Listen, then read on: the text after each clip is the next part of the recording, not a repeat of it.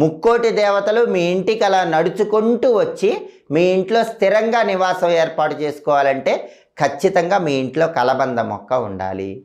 కలబంద అంటే aloe vera. Aloe vera మొక్క ఇంట్లో ఉంటే ముక్కోటి దేవతలు మీ ఇంట్లో ఉన్నట్టే.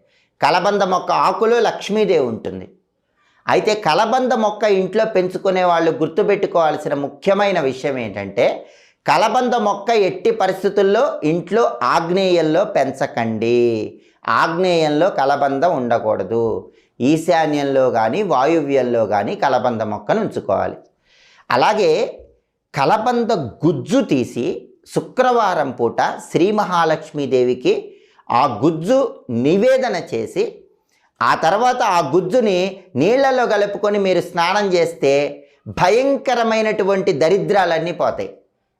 దరిద్రాలు పోయి అష్టైశ్వర్యాలు కలగాలంటే శుక్రవారం ఒక అద్భుతమైన పరిహారం పాటించాలి.